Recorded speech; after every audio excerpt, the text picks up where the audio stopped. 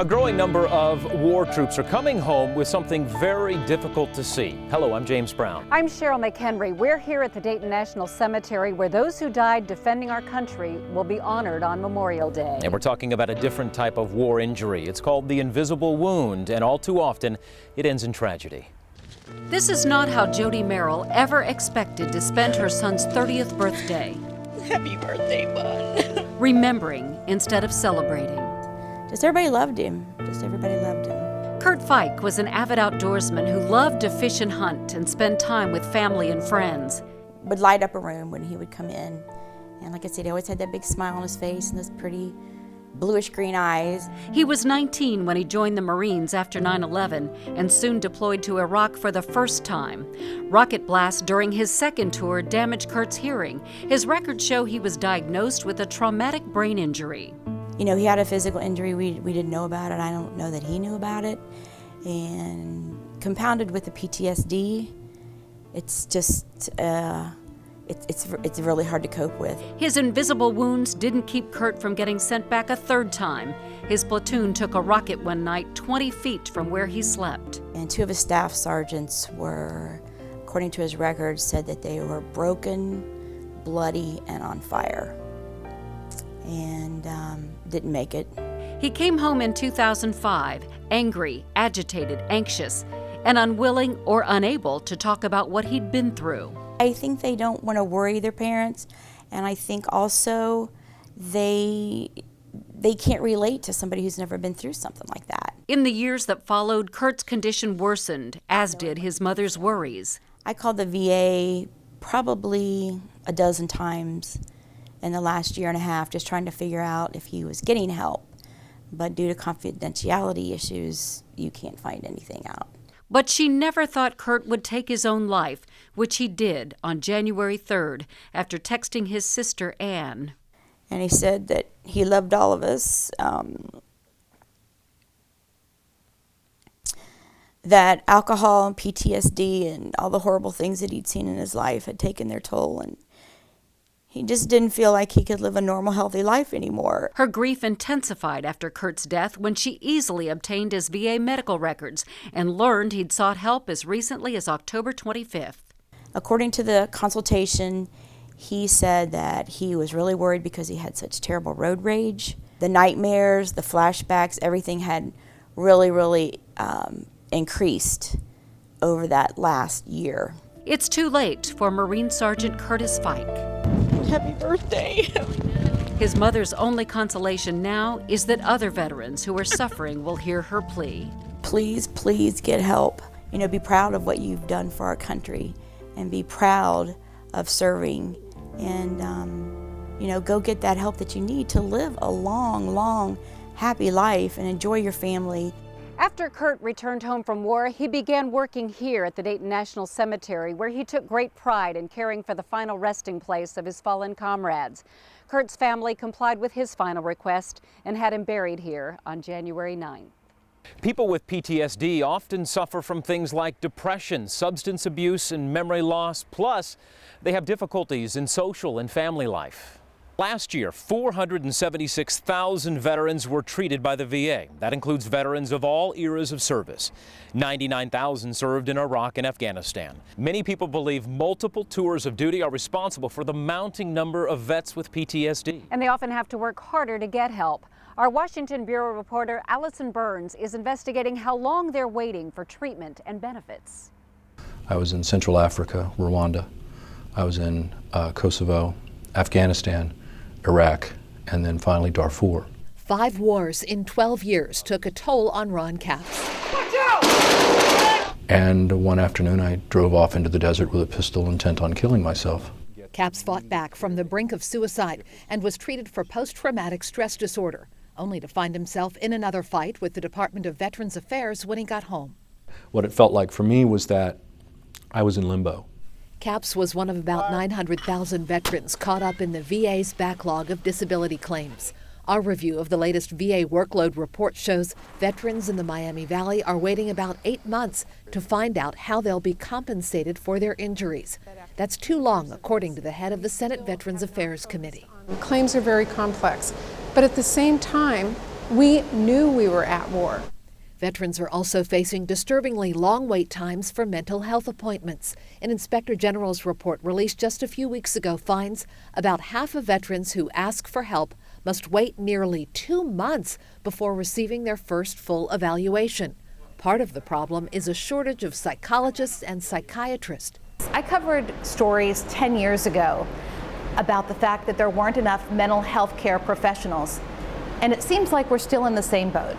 I am so concerned about this.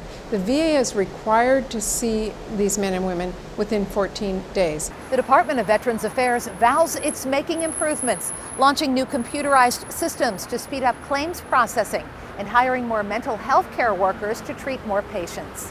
If a veteran feels like they've been given an appointment and it's too far out and they need to talk to somebody now, they should talk to the patient advocate. As for Ron Capps, his wait lasted more than 15 months, but he ultimately received the disability benefits he wanted for his unseen war wound. My dress uniforms do not include the Purple Heart Medal, so it was a great validation for me, for the United States government, to actually recognize that I had been injured in the war.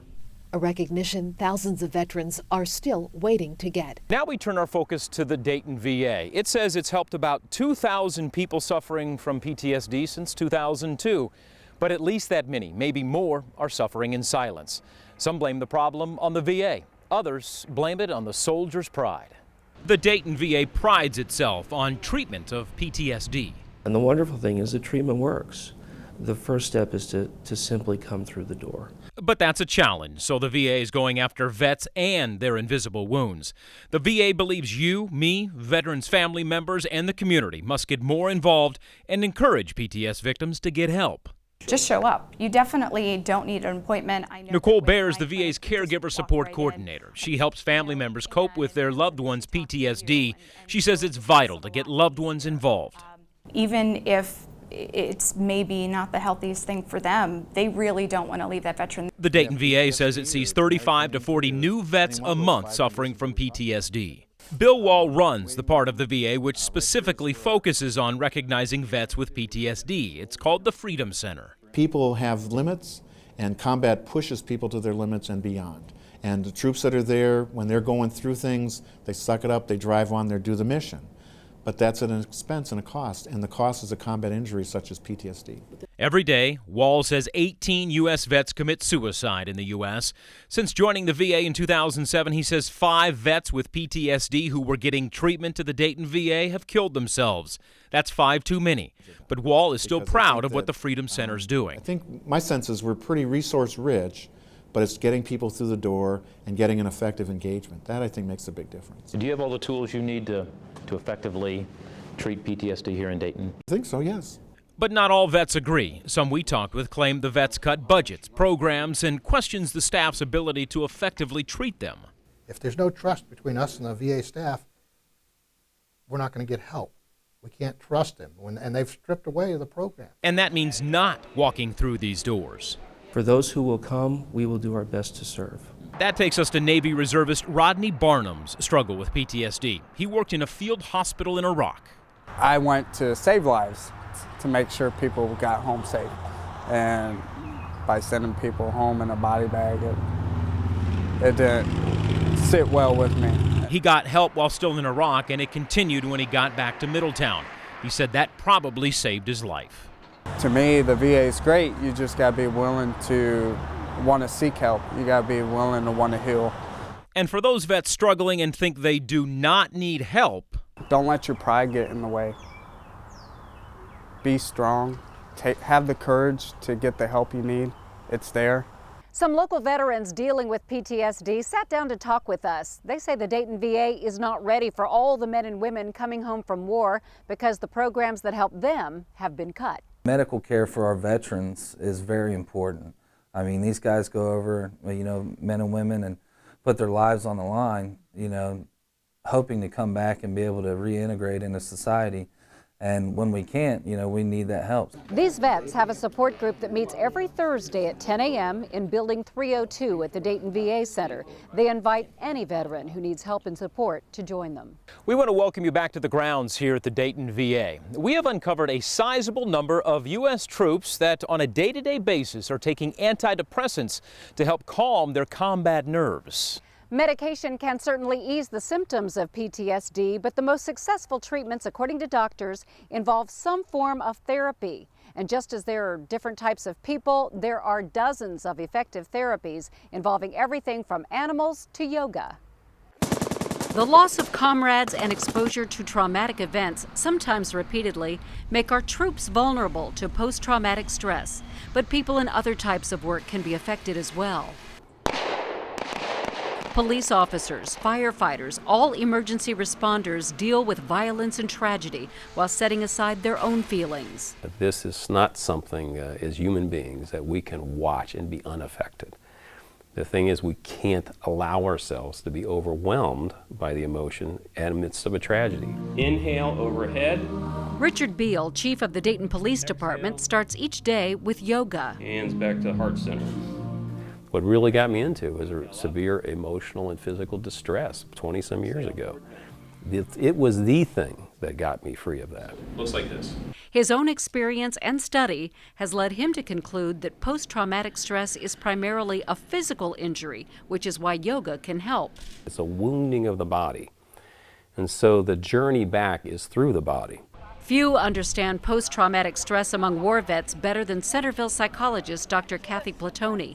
An Army Reserve colonel, she's been deployed to Iraq and Afghanistan and admits she suffers from mild PTSD. PTSD really changes the way your brain processes information. So it does change the way that you process brain chemicals. Can you overcome that? To a great degree, yes. She believes therapies that involve the veteran's family and fellow veterans are most successful. One of the most powerful aspects of therapy is bonding with somebody who's been there, whether that's one person or a whole group, your fellow veterans. The VA has even come up with a smartphone app called the PTSD Coach, which has already been downloaded by thousands of veterans and their family members. It's completely anonymous. You can get good, reliable information about what PTSD is and isn't. Inhale, push with your toes, up. Recognizing the symptoms, what triggers them, and seeking some form of therapy can go a long way toward healing post-traumatic stress.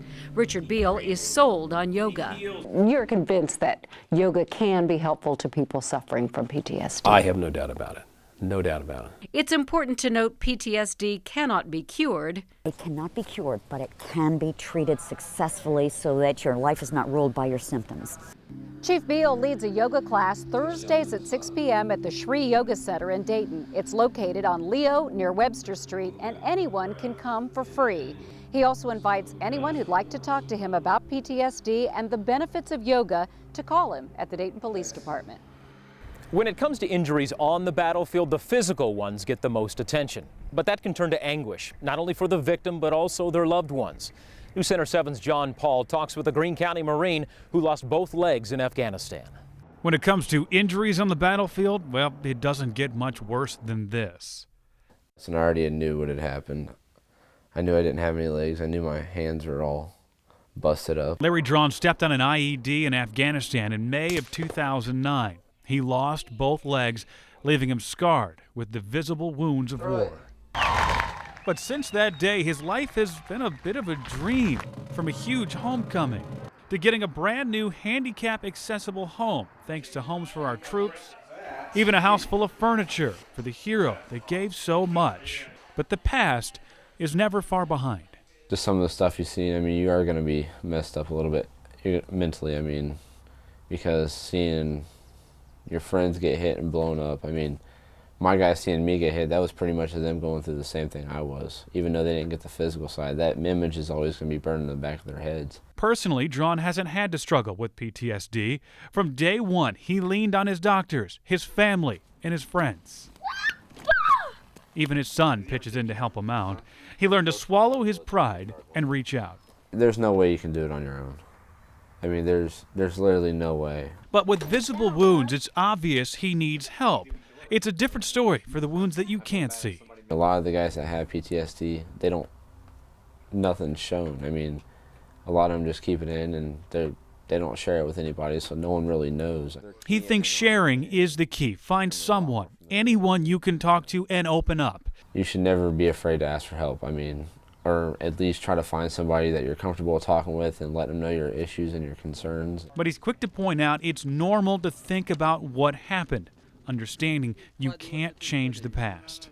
You'd be wrong to go through a day and not think about your friends, what you could have done wrong, what you could have done different. I mean, life's too short to live like that. I mean, it's really not worth beating yourself down, and it's the last thing your buddies would want you to do. It's important to know there is help right now. The Veterans Crisis Hotline is available for you 24 hours a day. The number to call is 1-800-273-TALK. If you press 1, you can talk to a responder immediately who may be able to help you through a difficult time. There are growing concerns our troops and veterans may be suffering from traumatic brain injuries and not even know it. A study just released reveals that exposure to bomb blasts could cause the same type of debilitating brain injuries in our troops found in professional athletes. As Allison Burns reports, experts are calling for better screening for troops and vets who may have been through what's called a blast concussion. All right, put that on. Psychologist Steven Xenakis, a retired Army general, wants to make sure this veteran doesn't become another suicide statistic. I want you for the first month, maybe 2 months actually, to do this twice a day.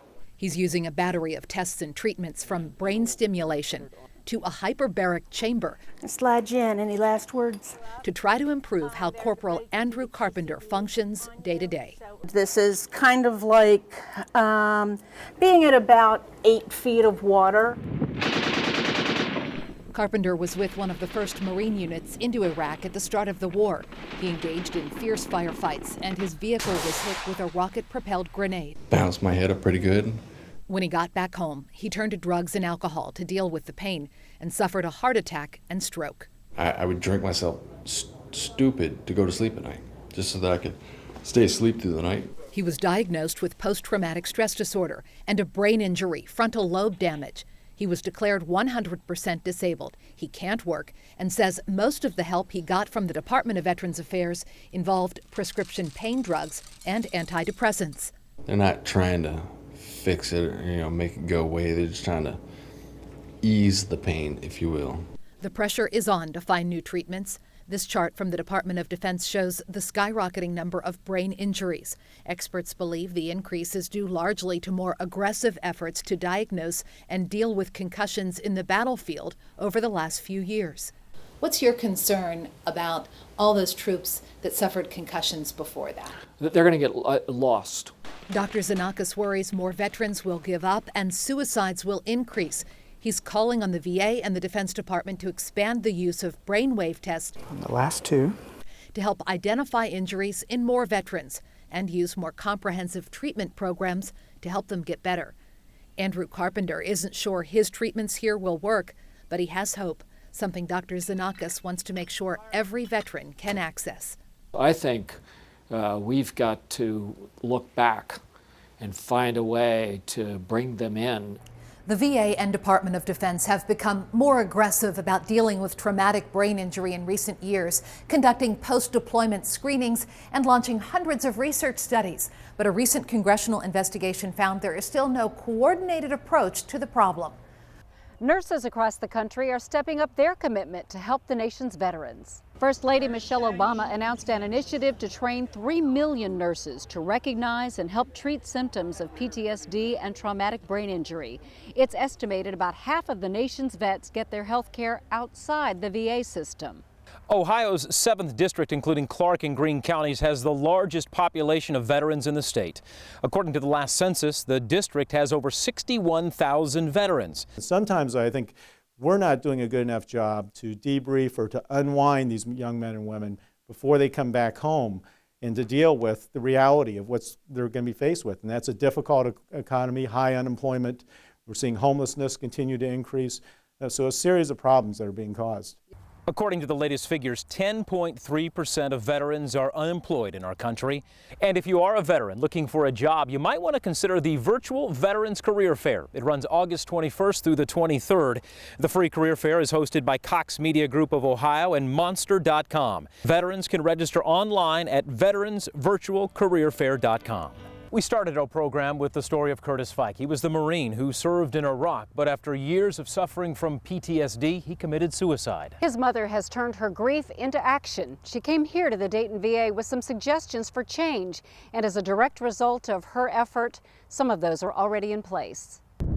Death brought an end to Kurt Fike's struggle with PTSD, but started the questions that kept his mother up at night. Why don't we know what they went through? Why aren't we included in any treatment? Kurt listed his mother as his emergency contact at the Dayton VA, and though he told his therapist about the flashbacks, nightmares, and terrible road rage, Jody never knew. That's what I asked. I said, what constitutes an emergency serious enough to pick up the phone and call an emergency contact? She took her questions to the Dayton VA 1 month after Kurt was buried.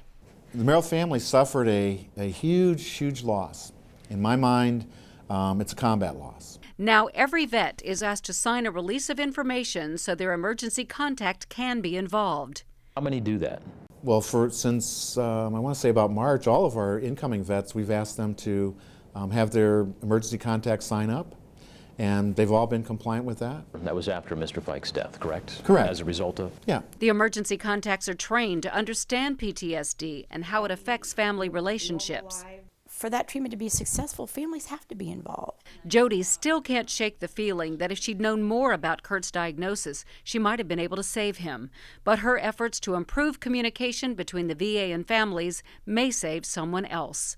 We can't bring him back, but we can certainly learn from his loss in terms of things that we can do to hopefully, take it down so we don't have another one. Our coverage continues Sunday in the Dayton Daily News. Read what doctors in Afghanistan say about treating PTSD in combat. A series of in-depth reports continues through Wednesday. And if you do not feel like speaking to someone about your PTSD symptoms, you can go to WHIO-TV.com. We will link you to a special military page that includes information and resources in our community. And the PTSD discussion will continue on Facebook. Tell us how PTSD is affecting you and your family, and we want your ideas on how the community can help.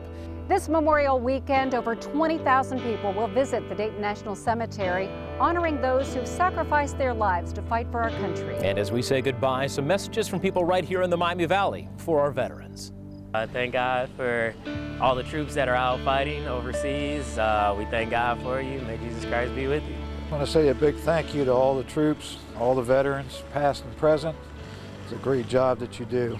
To all of my fellow troops overseas, thank you for serving our great nation. Thanks for everything you do. Thanks for serving our country. We love you. I would like to thank our servicemen and women for all of their work and their efforts and allowing us to sleep at night and sleep comfortably and taking care of all of the families here in the United States. Thank you so much.